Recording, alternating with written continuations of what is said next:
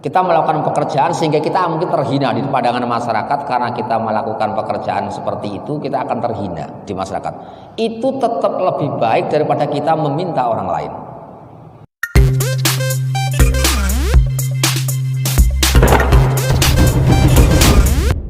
An Abi Abdullah Zubair bin Awam radhiyallahu anhu qala Rasulullah sallallahu alaihi wasallam la ya'khudha ahadukum ahbulahu thumma ya'til jabala fa ya'ti bi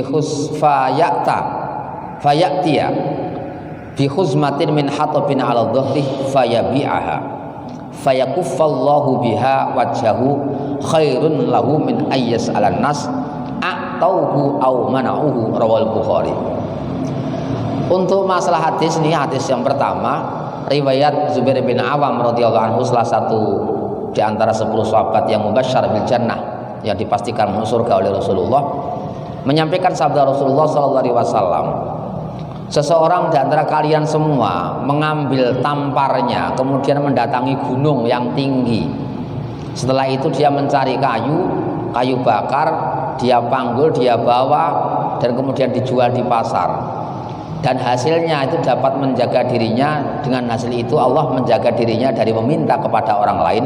Itu lebih baik daripada dia harus meminta-minta kepada orang. Baik meminta kita dikasih ataupun tidak dikasih, iku jape tandang gawe. Ini gambar ngeten. Kerja rekoso digambarkan sampai kita mencari kayu di jabal, di gunung. Artinya di tempat yang sangat sulit sekali. Kita melakukan pekerjaan sehingga kita mungkin terhina di pandangan masyarakat. Karena kita melakukan pekerjaan seperti itu, kita akan terhina di masyarakat. Itu tetap lebih baik daripada kita meminta orang lain. Leng gambare Kanjeng Nabi ngadi pol-polke ngoten niku. Wis pekerjaan sing hina, pekerjaan sing angel, dan kita harus menempuh ke gunung. Maksudnya bukan berarti nanti kita, intinya bukan berarti kita harus memaknai dohirnya hadis berarti kita mencari maisha di gunung, itu tidak. Sebenarnya kita melakukan pekerjaan lah.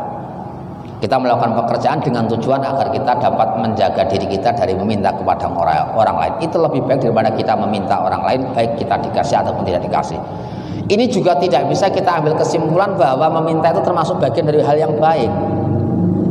Cuma nanti kita mencari kayu lebih baik, tidak seperti itu.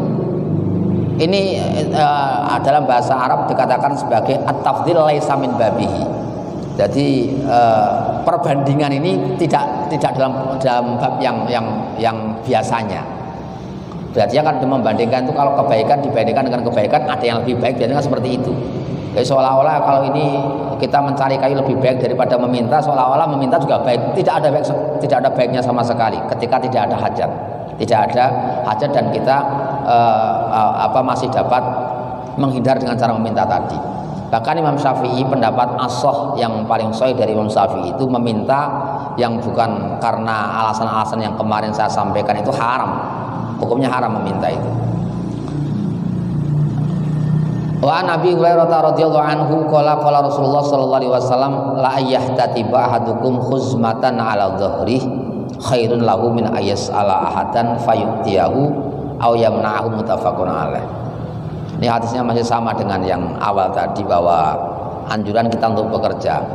Seseorang mencari kayu bakar, kemudian dia panggul di punggungnya, dia jual hasilnya untuk menjaga dirinya, itu lebih baik daripada dia harus meminta orang lain, baik kita dikasih ataupun tidak dikasih.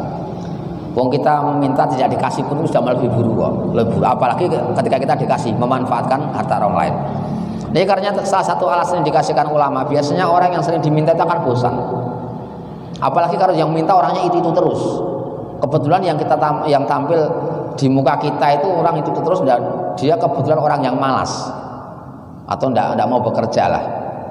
Itu paling tidak akan menjadikan perasaan tidak enak bagi orang yang memberi, meskipun dia mengasih. Jadi tidak enak itu sesuatu yang manusiawi. Kalau kita setiap punya kebutuhan meminta orang lain akan membuat perasaan enak di hati orang itu.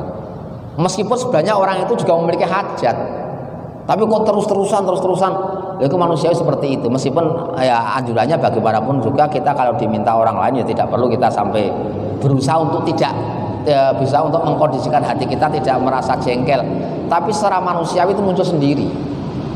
Oleh karena itu para sahabat menghindari meminta itu karena sabda Rasulullah tadi juga agar menjaga hubungan yang baik antara teman. Itu salah satunya ketika kita tidak sering meminta. Ngoten nggih. Ya kadang-kadang njaluk niku ya ana apik, kadang-kadang sing dijaluk kan seneng.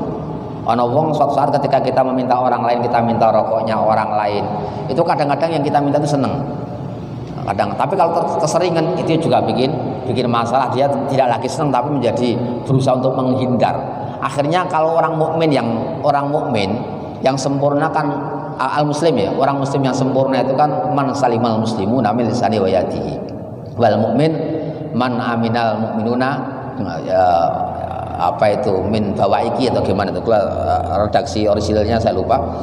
Bahwa orang yang Islam yang sempurna itu manakala orang Islam di sekitar kita itu merasa aman, selamat dari tangan dan lisan kita. Mukmin yang sempurna itu adalah orang yang merasa nyaman berada di samping kita, dia tidak merasa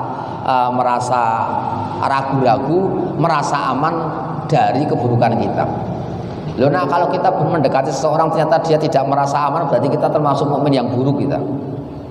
Lah bagaimana mungkin dia merasa aman, dia sering meminta, kalau dia mendekat langsung meminta, sehingga dia mendekat kita sudah tidak merasa aman. Ini jangan-jangan mau meminta saya ini. Kita akan punya dugaan-dugaan semacam itu. Jadi bagaimana kita menjaga diri agar ketika kita berteman dengan orang lain pun kita dekat dengan orang itu kita nyaman, orang itu nyaman dengan kita. Tentunya ketika itu dapat kita lakukan salah satunya ketika kita tidak sering memanfaatkan atau tidak sering meminta kepada orang tadi. Kalau kadang-kadang kita minta dalam rangka keakraban itu bagus. Kadang-kadang senanglah kita diminta orang lain. Orang meminta kita kadang-kadang kita senang.